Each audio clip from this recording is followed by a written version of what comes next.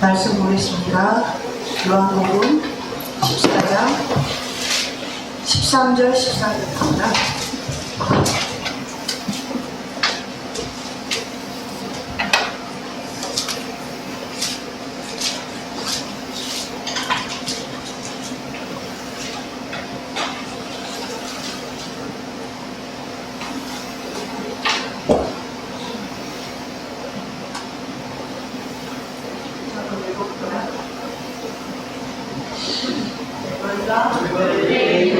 무엇을 구하는지 내가 시행하느니 이는 아버지로 하여금 아들을 인하여 영광을 얻으시게 하려 합니다. 내 이름으로 무엇이든지 내게 구하면 내가 시행합니다. 아멘. 잠깐 기도하고 시작하겠습니다. 하나님 아버지 고맙고 감사합니다. 아버지 하나님 직분자 교육 4번째 시간입니다. 아버지 이렇게 귀한 배움의 자리로 아버지 우리를 인도하셨사오니 오늘 또 아버지 하나님께서 정말로 깨닫게 해주시는 그것들을 하나님 아버지 행함으로 열매 맺을 수 있는 그런 시간이 될 수 있도록 주의 성령께서 함께하여 주시옵소서. 예수님의 이름으로 기도드리옵나이다. 아멘.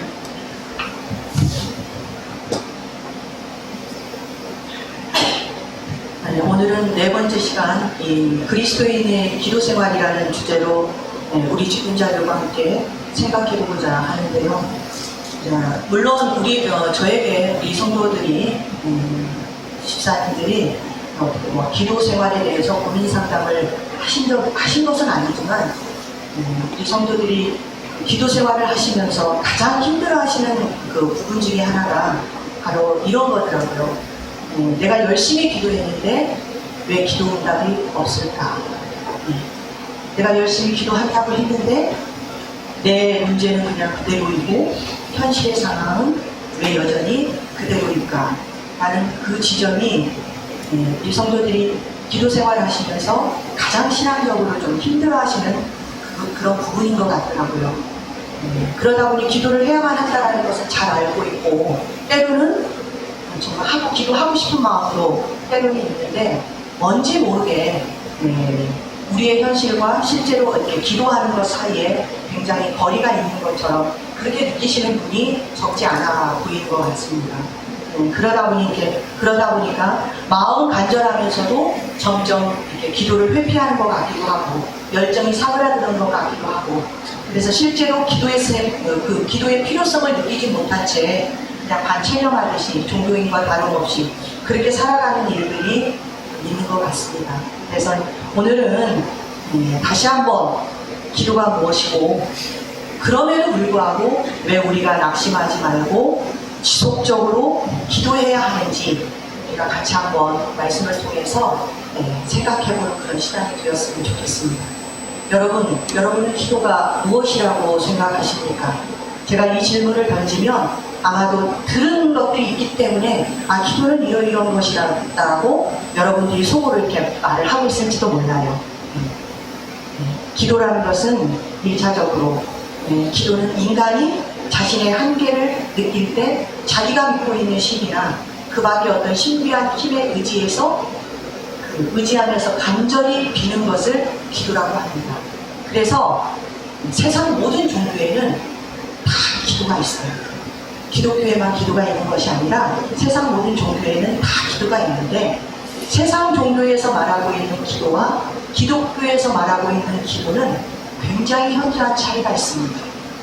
세상 종교의 기도는 어떤 특징을 가지고 있냐면 기도하는 사람의 필요를 채우는 그 역할의 의미를 굉장히 강조하고 있는 반면에 우리 기독교에서 말하고 있는 기도는 기도를 들으시는 그 하나님 그리고 기도하는 사람 이 하나님과 사람과의 그 관계적 측면을 굉장히 강조하고 있는 것이 굉장한 다른 점입니다. 쉽게 여러분들한테 설명을 하자면 세상 종교의 기도라는 것은 자신이 섬기고 있는 그 신의 마음을 움직이기 위해서 그 신이 좋아하는 행동을 함으로 자신의 필요를 갖다가 얻고 채우는 그런 수단이라고 볼 수 있습니다. 그런데 기독교에서 말하고 있는 기도라는 것은 내 필요를 채우기 위해서 하나님과 인격적인 어떤 만남이 먼저 우선순위가 되어야 된다는 거죠. 이제 하나님과 나와의 관계 설정이 확실하게 되어 있지 않으면 그 내 필요를 채우는 것이 어렵게 되어지는 그런 특징을 가지고 있어요. 그래서 세상 종교에서 세상 종교인들은 어떤 특징을 가지고 있냐면 자신이 섬기고 있는 그 신에 대해, 그 신 자체에 대해서 별로 관심이 없어요. 뭐가 관심이 있냐? 그 신이 가지고 있는 내 필요를 채우기 위해서 그 신이 가지고 있는 그 힘과 능력에만 관심이 있을 뿐이에요. 네. 그래서 기독교인들의 기도는 하나님과의 그런 어떤 인격적인 만남, 이것이 먼저 내 필요를 채우기에 앞서서 그것이 먼저 우선순위가 되어야 된다는 것을 우리가 좀 기억해야 될 부분이에요. 그래서 여러분들이 많이들 들었을 거예요. 기도가 무엇이냐? 네, 기도가 무엇이냐라고 했을 때 기도는 하나님과의 대화이다 라는 말들을 여러분들이 많이 들었을 것입니다. 맞습니다. 내가 하나님께 내 마음을 이야기하고 하나님께서는 나를 향하신 그 섭리와 계획을 깨닫게 해주셔서 우리에게 목적하시는 바가 무엇인지를 알게 하는 것, 그것이 바로 그리스도인의 기도인 것입니다. 네. 그래서 기도는 1차적으로는 구하는 거예요. 맞습니다. 내 필요를 구하는 것은 맞은데 우리가 구하면 주신다라고 하나님께서 분명히 약속의 말씀을 주셨어요. 그러나 내 육체의 필요를 채우기 위해서 구하는 것을 기도의 전부라고 그렇게 말할 수는 없다라는 거예요. 기독교인의 기도는. 그래서 물론 기도하면 배고픔이 해결되기도 하고 그리고 질병이 치유되기도 합니다. 그리고 마음이 불안했던 사람들이 평안을 얻기도 하고 절박한 상황에서 내 문제를 해결받기도 합니다. 그러나 이런 것이 기도의 전부라고 한다면 기독교인들의 기도가 고작 썩어 없어지는 그 것들을 얻고자 하는 그런 수단으로 전락해버리기가 쉽다라는 것이에요. 네. 그래서 그리스도인들에게서 기도는 내가 말하는 현상적인 어떤 응답이 목적이 되어서는 안 된다는 거예요. 그 기도 응답을 넘어서 하나님을 아는 지식과 인간을 아는 그 지식, 그것에 이르러야 된다는 겁니다. 다시 말해서 기도를 하는 과정을 통해서 내가 하나님을 알아가고 그리고 나 자신의 정체성을 알아가는 것, 그것이 그리스도인들의 기도에 있어서 굉장히 중요하다는 겁니다. 그래서 그러한 관계, 하나님을 알고 나를 아는 그 과정을 통해서 우리가 하나님과의 그 관계가 제대로 형성이 되고 성도와 하나님과의 그런 깊은 관계성을 갖게 되는 것이 굉장히 중요하다는 겁니다. 그랬을 때 하나님과의 관계가 제대로 형성이 되고 그 관계가 제대로 유지가 되면 그리스도인들에게 있어서 그 응답의 열매라는 것은 저절로 열리게 된다. 그렇게 말할 수 있는 거예요. 그래서 우리가 요구하는 이 내용이 하나님과의 그 관계를 방해하는 것이 아니라고 한다면 우리의 기도는 당연히 응답될 수밖에 없다라는 것이죠. 여러분, 그래서 그리스도인들에게 있어서 구하는 것을 기도의 전부라고 생각하면 우리가 굉장히 기도에 대해서 큰 오해를 하고 있는 것입니다. 그래서 구하는 것을 기도의 전부라고 생각하는 사람들이 범하기 쉬운 오류가 뭐냐면 마치 배가 고프면 음식을 찾고 배가 부르면 음식을 찾지 않는 것처럼 내가 문제가 생기면 기도하고 그 문제가 없어지고 나면 기도하지 않는 그런 오류를 범하기가 쉬운 거예요.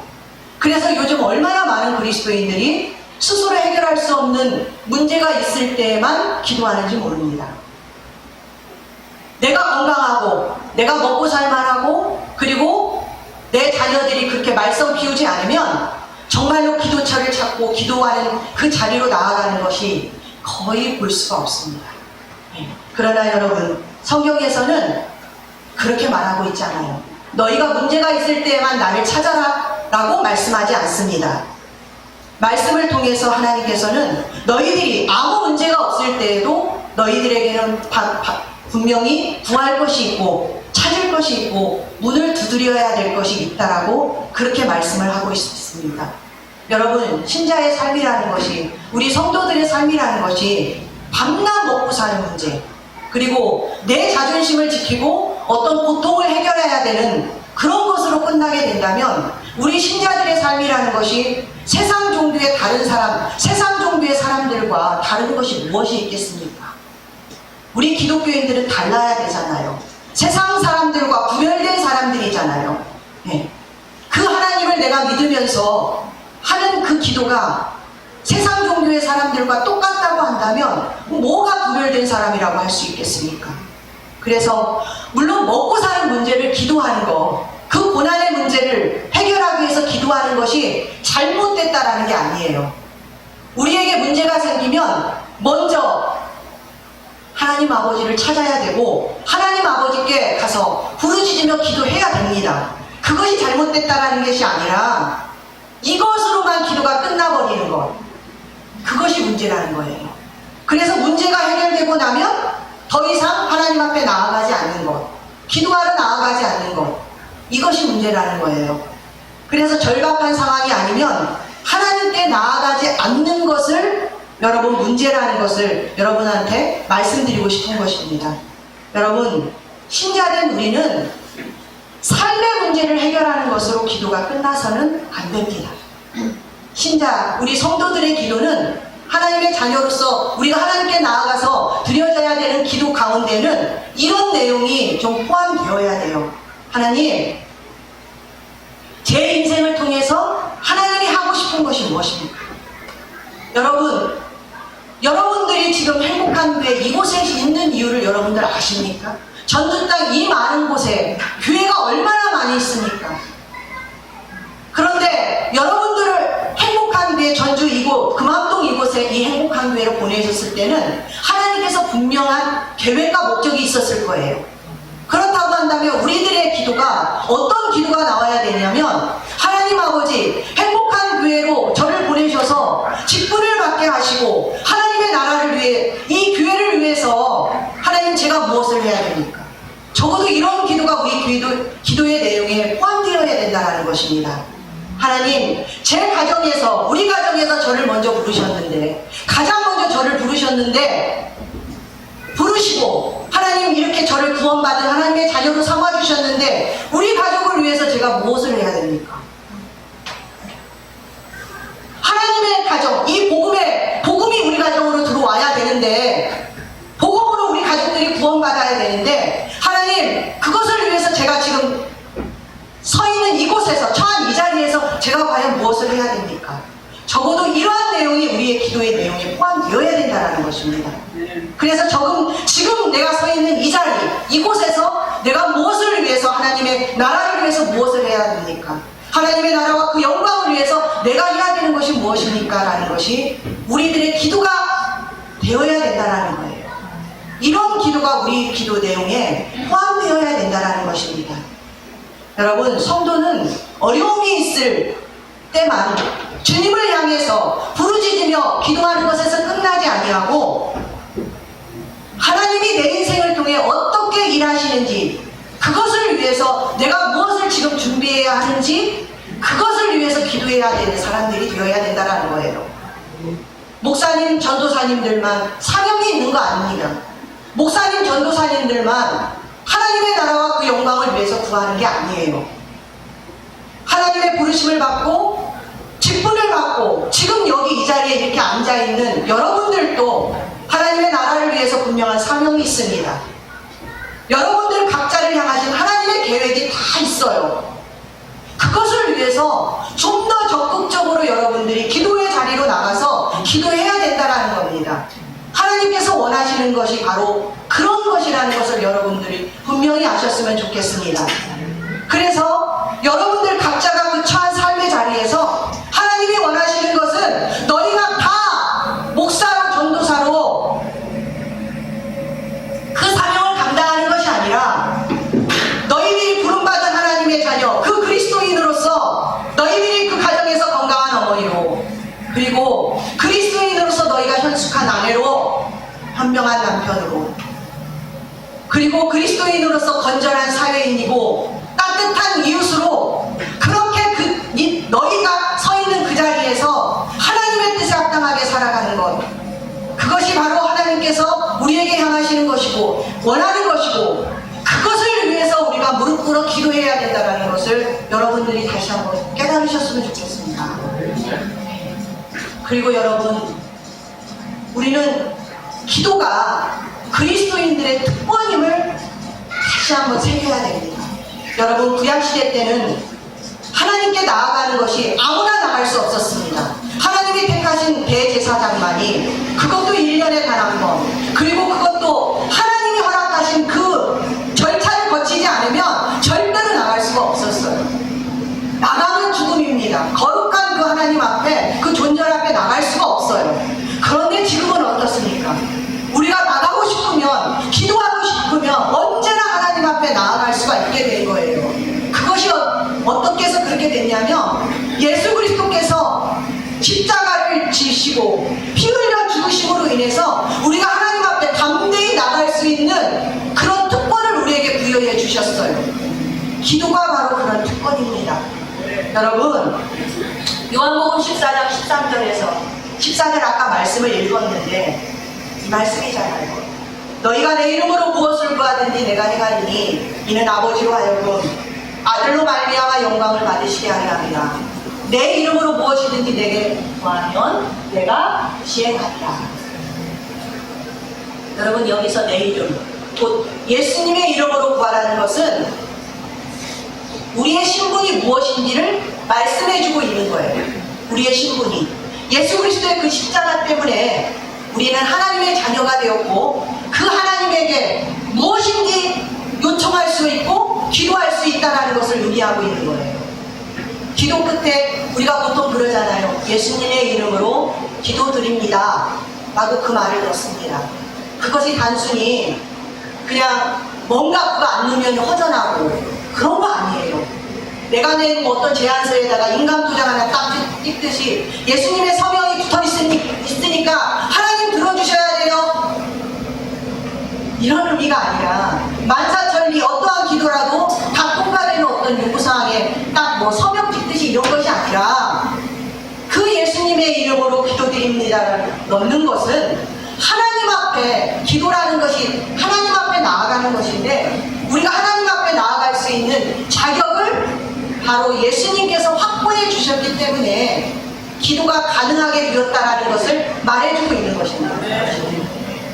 그래서 내 이름으로 무엇이든지 내게 구하면이라는 그 말에는 이제 우리가 예수로 말미암아 하나님을 아버지라고 부를 수 있는 그 자격과 특권을 누리게 되었다라는 그 뜻이 담겨 있는 것입니다. 여러분, 그래서 이제 우리가 하나님의 자녀라는 그 신분으로 언제 어디서나 하나님께 나아갈 수 있어요. 하나님께 때를 쓰며 어린감 부리듯이 여러분 구할 수가 있습니다. 하나님 앞에 나아간다고 하니까 물론 공예배 기도는 조금 격식을 차려야 되지만, 갖춰야 되지만, 개인적으로 하나님께 나아가서는 여러분 그런 것 다 필요 없어요. 문법에 조금 화법에 틀려도 괜찮아요. 때로는 내 상황이 너무나도 절박해서 하나님 앞에 나아가면 하나님 아버지, 기도가 나오지 않을 정도로 힘든 경우도 있잖아요, 우리가 살아가면. 그럴 때 하나님 아버지 눈물을 흘리며 그 한 단어만 말해도, 그 한 단어로 내 마음을 다 쏟아내어도 하나님께서는 그 마음을 들으신다라는 거예요. 여러분, 기도는 이러한 특권입니다. 그리스도인의 특권이에요. 이 특권을 왜 붙이고 계십니까? 이 특권을 들여서 여러분 기도의 유익을 마음껏 얻으시기 바랍니다.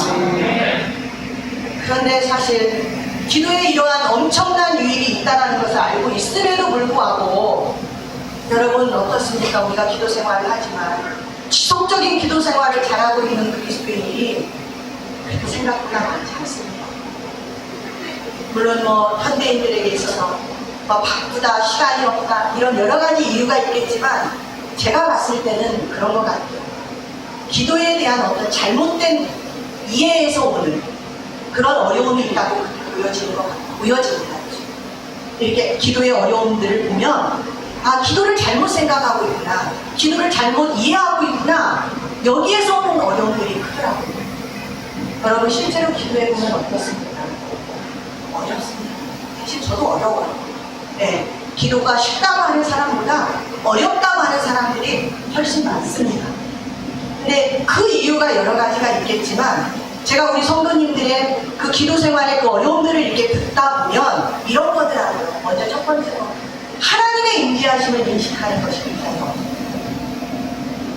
하나님의 임재하심, 내가 느끼는 것이 굉장히 경험하는 것이 어렵다.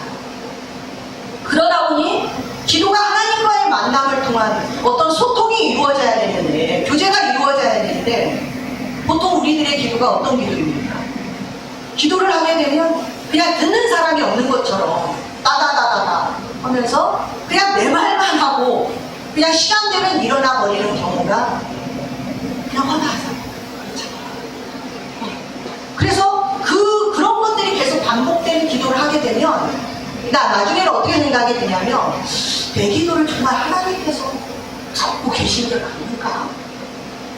내 기도하는 그 자리에 하나님께서 나와 함께하고 계시는 게 맞을까? 나는 그런 생각들이 자꾸 듣게 되는 거예요.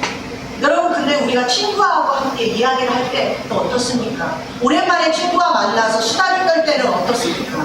친구가 눈앞에 보이니까 재밌게 이야기를 하면서 깔깔거리고 웃기도 하고, 때로는 뭐 같이 슬퍼하기도 하고 공감을 할 수 있잖아요. 그렇죠? 네, 공감을 할 수 있습니다. 그런데 여러분, 기도는 우리가 하나님한테 기도하게 되면은 그냥 나의 일방적인 어떤 그 말하는 데서 그냥 끝나버리기 때문에 시간도 안 가고 친구들하고 대화하는 것처럼 막 두세 시간 휙 가는데 두세 시간은 그만두고 30분 채우는 것도 굉장히 버거워하시는 분들이 굉장히 많습니다. 그렇게 되다 보니까 열정이 식어버리게 되고, 그리고 점점 기도하는 것에 거리가 생기게 되고 이렇습니다. 그래서 결국은 기도를 쉬게 되는, 그렇게 되더라고요. 그런데 여러분, 기도는요, 우리가 하나님에게 나아가서 어떤 간구를 하고 내가 어떤 기도를 드리고 그 하나님의 응답을 기다리는 싸움입니다. 그걸 잊으시면 돼요. 내가 믿는 그분이 나의 문제를 의탁해도 좋을 분인가에 대해서 알아가는 싸움이에요. 그래서 어느 정도의 기다림이 필요합니다. 그래서 기도에 있어서 우리의 믿음의 대상인 그 하나님께 초점을 맞추고 그분의 응답을 기다리는 싸움이에요. 그런데 우리가 기도할 때에는 어떻습니까? 실제로 믿음의 대상인 그 하나님은 딱 들춰주고 그냥 나 자신의 어떤 요구사항과 그냥 그 절실함에만 몰두해서 내가 얼마나 그 문제에 대해서 하나님 소원하고 있는지 모릅니다. 그냥 기도하는 나에게 그냥 초점을 맞추고 있어요. 그러다 보니까 하나님의 음성을 듣고 하나님의 임재하심을 어떤 인식하는 것이 굉장히 어려울 수밖에 없는 것입니다. 여러분, 우리가 믿는 하나님은 영이신 하나님이십니다. 무한하신 분이세요. 하지만 우리는 어떤 존재입니까? 육신을 가진 유한한 존재입니다. 그래서 우리가 하나님의 음성을 듣고 그분과 소통하기 위해서는 성령의 인도하심과 역사하심이 반드시 있어야 합니다. 여러분, 신자와 불신자의 가장 큰 차이점이 있다면 그건 영적 감각이 있다 없다의 차이일 수 있어요. 만약에 내가 구원받은 신자라고 한다면 반드시 영적 감각이 있습니다. 믿으시기 바랍니다. 왜냐하면 성령께서 내 안에 내주하고 계시기 때문에, 성령께서 내 안에 역사하시고 계시기 때문에 우리들에게는 영적 감각이 있어요. 그 영적 감각이 예민함과 무딘가의 차이지 영적 감각이 반드시 있습니다. 그래서 구원받은 성도는 하나님과 하나님이 주시는 그 생명과 진리에 대해서 무관심할 수가 없습니다. 결국은 하나님께로 나아가게 만들고 하나님이 원하시는 것을 구하게 되어 있고 하나님께서 바라시는 것을 내가 찾게 되어 있어요. 그래서 성령을 따라서 기도할 때면 결국 하나님께로 나아가게 되고 하나님을 알게 되고, 그리고 또 결국은 내가 영적으로 어떤 위치에 있는가도 보게 됩니다. 그래서 하나님의 도움이 아니고서는 내가 정말로 살아갈 수 없는 존재가 바로 나. 그전에는 내가 좀 쓸만한 존재 같고 내가 정말 제법 우쭐해야 할 만한 그런 존재 같았는데 하나님께서 성령의 조명하심을 딱 해주심으로 인해서 내 정체성을 딱 내 존재를 보여주셨을 때 거기서 여러분 내가 엎드려지는 겁니다.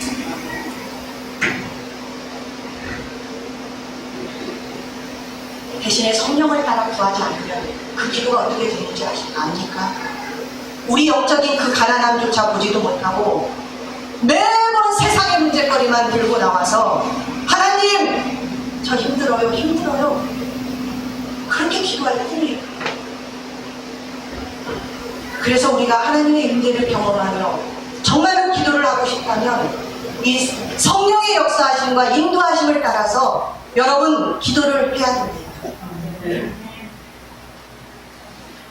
그래서 우리의 삶이 정말로 변화되고 나의 그 기도가 정말로 내가 기도하는 바가 응답받기 위해서는 먼저 성령님을 의지해야 됩니다. 그러면 우리가 과연 어떻게 해야 되느냐? 그 성령을 따라 기도하려면 여러분 일상의 삶이 너무나도 중요합니다. 여러분 내가 살고 있는 그 삶들이 내가 살아가고 있는 그 삶이 말씀하고는 동떨어져 살면서 내가 어렵고 힘들어서 기도하러 나오면 여러분 기도가 되던가요? 안 돼요. 내가 정말로 그 삶의 현장에서 내가 살아가는 그 자리에서 내가 하나님의 말씀을 붙잡고 내가 어떻게 해서든지 넘어져도 다시금 그 말씀 가지고 살아가기 위해서 몸부림치는 그러한 노력이 없이 어떻게 기도의 자리에 나오면 하나님의 음성을 듣고 내 어떻게 그 영적 감각이 예민해질 수 있겠습니까?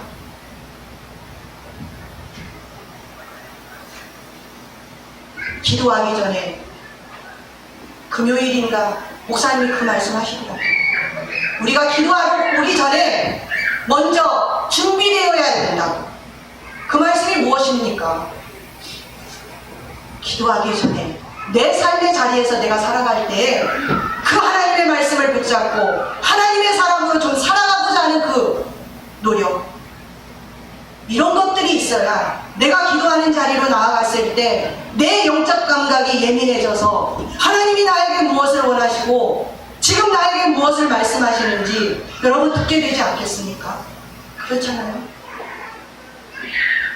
그래서 우리가 무엇보다도 죄로 인해서 성령을 근심시킴으로 인해서 영적 감각이 무뎌지지 않도록 여러분 항상 노력하고 훈련하시는 것이 너무나도 필요하다는 겁니다. 그리고 두 번째로는 우리 성도들이 기도를 어렵다라고 생각하는 이유 중에 하나가 무엇이냐면 기도의 응답이 없어. 아까도 말씀드린 것처럼 기도의 응답이 없다. 내가 정말로 열심히 기도한다고 했는데 문제는 해결되지 않고 여전히 내 상황은 변함이 없을 때 종종 낙심이 됩니다. 그렇잖아요. 그리고 내가 하나님의 기도도 그렇지만 내가 정말 하나님의 사람으로서 합당한 삶을 살아가고 있는데 내 상황은 여전히 똑같아요. 이럴 때 여러분 낙심이 되는 거잖아요. 그렇죠? 나의 기도를 하나님께서 들어주시지 않는 것 같고 나의 기도를 외면하고 계시는 것 같고 그러다 보면 낙심과 함께 기도에도 아무 소용이 없나요? 그리고 기도하는 것을 멈춰버리는 경우가 너무나도 많습니다. 그런데 예수님께서 마태복음 7장에서 기도를 가르쳐 주시면서 이런 예를 드셨습니다. 마태복음 7장 9절에서 11절입니다. 한번 볼까요?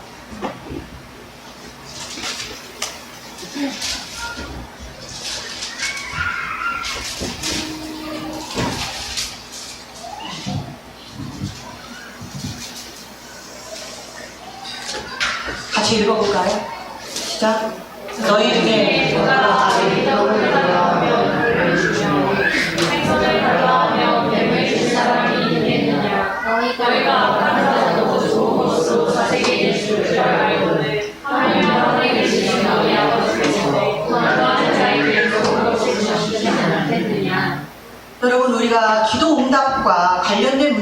이해하기 위해서는 하나님과 우리의 관계가 어떤 관계임을 분명히 아셔야 돼요. 앞서서 말했던 것처럼 하나님은 나의 아버지이시고 우리 아버지이시고 우리는 그분의 자녀입니다. 그래서 자녀가 부모에게 무언가를 요구하는 것은 지극히 당연한 것입니다. 그리고 그 요구가 정당한 것이라고 한다면 당연히 들어주어야, 부모는 당연히 들어주어야 마땅한 것입니다. 그런데 그 요구가 들어주지 않았다면 낙심하기 전에 여러분 이런 생각을 우리는 해야 됩니다.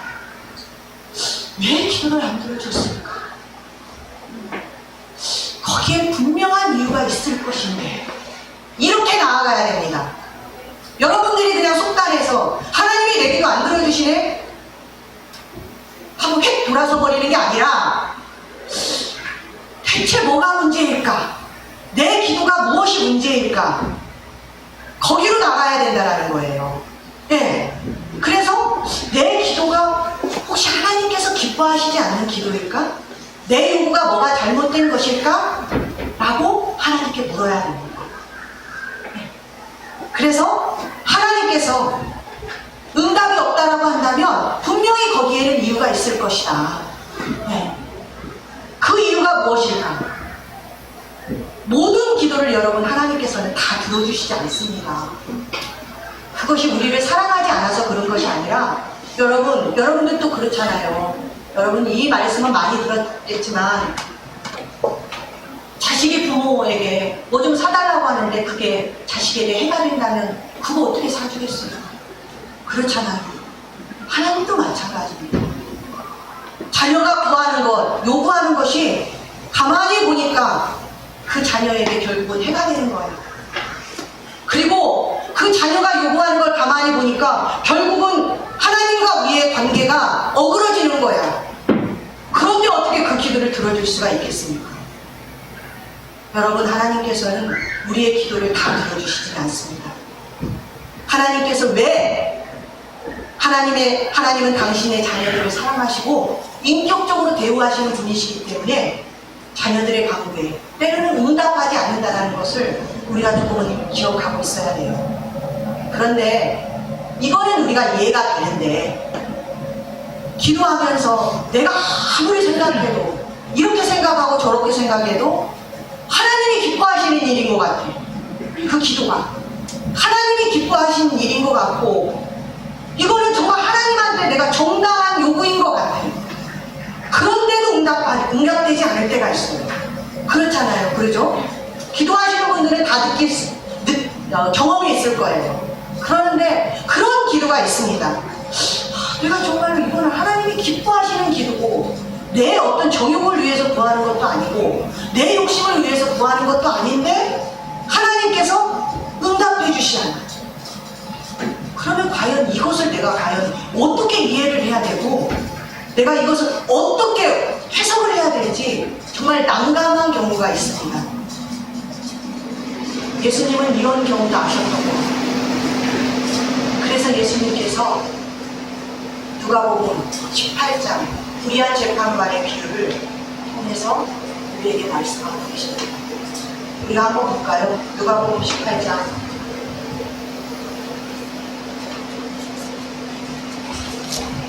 1절에서 한번 볼게요. 같이 한번 읽어봅시다. 시작. 항상 기도하고 남같이 말해야 될 것을 저희에게 비유로 하여 나라에 어떤 중에 하나님을 두려워하며 사람을 무시하는 방법이 있는데 그 주제에 관하여서 자기들에 대해서 내 원수에 대한 나의 원한을 갚을 수가 그걸 만나지 아니하다가 그의 속으로 생각하되 내가 하나님을 두려워하지 않고 그 사람을 무시하나 이 과거가 나를 영광을 하니 내가 그 원한을 풀어주리라. 그렇지 않으면 의로워서 나를 괴롭게 하리라 하였느니라. 주께서 또 가라사대 의한 재판관에 말할 것을 들으라. 하물며 하나님께서 그 만만을 듣는 것을 오는 풀어주지 아니하시겠느냐. 너희에게 오래 참으시겠느냐. 내가 너희에게 이르노니 그 원한을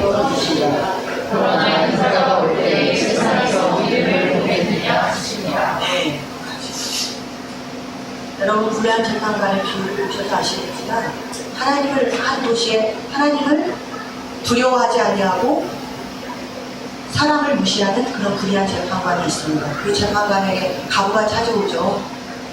원한을 풀어달라고. 그 원한을 가만히 보니까 정당한 요구인 것 같아요.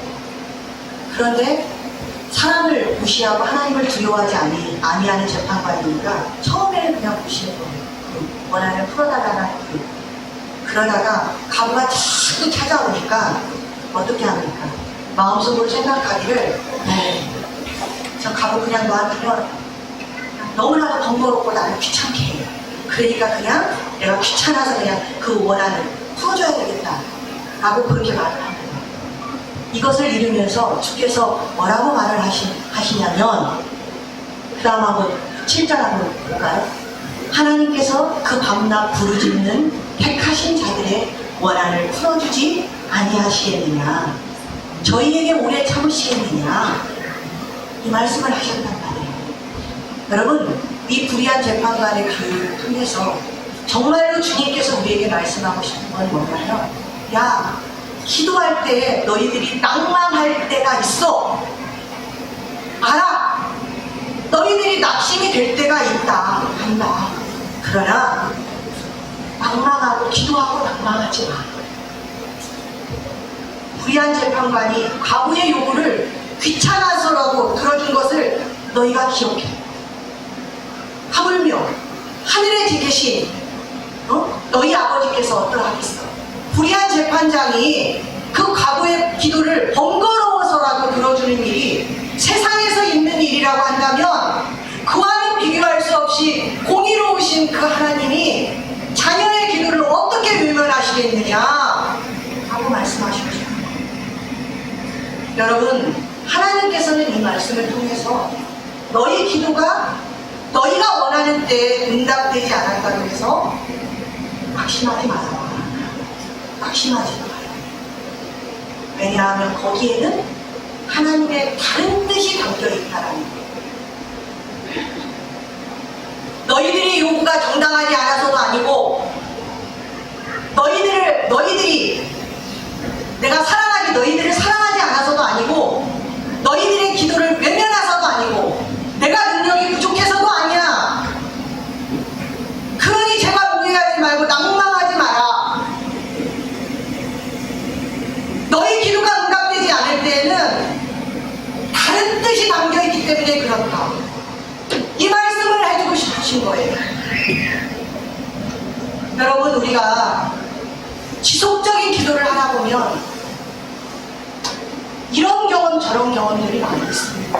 근데 낭망하기 쉬운 그때에 여러분 기도를 멈추지 마시고 더 기도의 자리로 찾아가다 보면 여러분 하나님과 우리 관계가 더 친밀해지고 그 친밀함을 통해서 결국 아버지의 마음을 알게 되는 겁니다. 그래서 그때는 어떻게 되냐면 나의 관점으로 그 상황들을 바라보는 것이 아니라 하나님 아버지의 그 관점으로 그 상황들을, 내 문제를 바라볼 수 있게 되는 거예요. 그래서 내 협소한 내 스케일이 아니라 원대한 하나님 나라를 볼 수 있는 그 눈이 열리게 되고 결국 그 하나님 나라 안에서 내 사명이 무엇인지 깨닫게 되는 거예요. 그러면 내 기도가 지금 현재 내가 원하는 때에 응답되지 않을 수 있음을 여러분 그때는 깨닫게 됩니다. 왜 지금 내 기도가 응답되지 않았는지. 하나님을 오해하지 않고 그 상황을 하나님 아버지의 눈으로 바라볼 수 있으므로 이제는 그 문제가 아닌 것으로 나한테 다가오게 되는 거예요. 여러분, 내 기도가 내가 원하는 데에 응답되지 않았다라는 것을 통해서, 않는 것을 통해서 여러분 더 낙심하지 마시기 바랍니다. 거기에는 하나님의 뜻이 담겨있음을, 다른 뜻이 담겨있음을 여러분 기억하셨으면 좋겠어요. 네. 그래서 우리들이 하는 그 기도가, 그 열매, 기도의 열매가 맺어지려면 많은 시간, 오랜 시간이 필요할 수